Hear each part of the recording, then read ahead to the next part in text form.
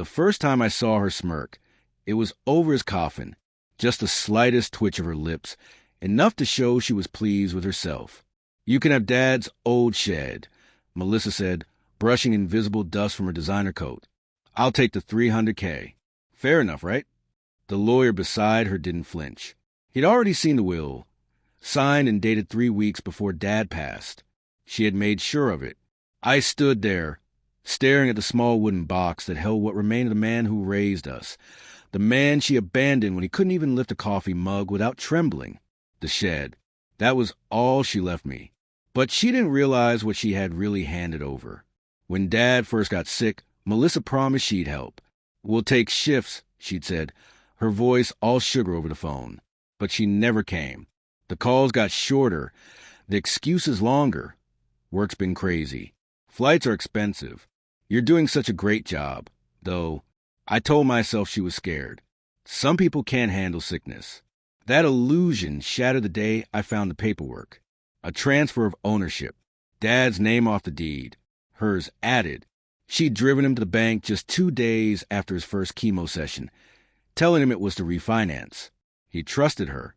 When I confronted her, she laughed. "You think you can handle everything, little brother? Let me take care of the big stuff." I didn't respond. That night, I began planning. Cancer teaches patience.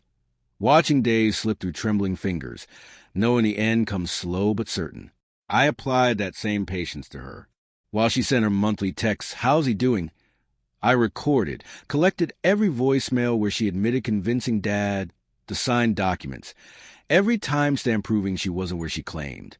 Then, 3 days before Dad died, he called me into the shed, skeletal under the flickering bulb, weak, but his eyes sharp. "Melissa thinks she's smart," he whispered, "but she forgets who built that shed." He pressed a small, worn key into my hand. "When I'm gone, power it on." I didn't ask what it was. I nodded. That's what you do when a dying man gives one last order.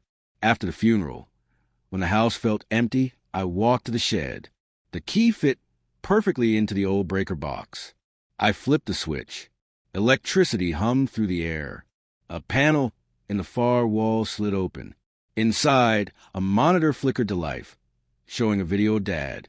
"If you're watching this, son, I'm gone, and she's already taken what she thinks is hers." He smiled faintly. "But you know me. I always build a backup." He explained everything. The trust he'd set up months before the diagnosis. How every document Melissa forged would trace back to her. He'd recorded notary visits, fake signatures, fake witnesses. Everything documented, time-stamped. "I built the system in the shed to store the evidence," he said. "Offline. Untouchable. I didn't trust the cloud. It's too easy to delete." He leaned closer. "You'll know what to do." The screen went black. I did. It took 6 months. I sent the files slowly to the right people. Dad's attorney, the bank investigator, the state fraud division. No threats. No warnings. Just proof. Melissa called once. "Did you know Dad's accounts are frozen? They're saying fraud. Can you believe it?" I kept my voice calm. I can believe a lot these days. She tried to laugh. "You sound just like him. So suspicious." Maybe I learned from the best. She never called again. The climax came quietly. I was at work when the news broke. A local businesswoman charged with elder financial abuse and falsifying legal documents. Her mugshot said it all. No makeup, no control, no smirk. That night, I drove to the cemetery. The shed key hung around my neck, warm against my chest. I powered it on. "Dad," I whispered, just like you said. The wind rustled the leaves. Maybe it was cold. Maybe it wasn't. But I swear I felt him there. A month later, the lawyer called. "Your father's original will has been reinstated. Assets go to you. The property, the house, and the shed." He paused.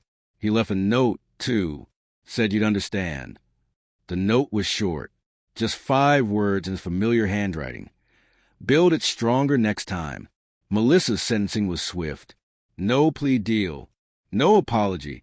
When they let her out of the courtroom, she glanced at me, hollow eyes, voice trembling. "You did this." I met her stare. "No," I said. Dad did. Now the shed sits behind the house, humming softly, holding his secrets. I've kept everything as he left it, except one thing. I added my own switch, for anyone else who forgets who they're dealing with. Because if Dad taught me anything, it's this. Justice doesn't always wear a badge. Sometimes it wears a calm smile and waits.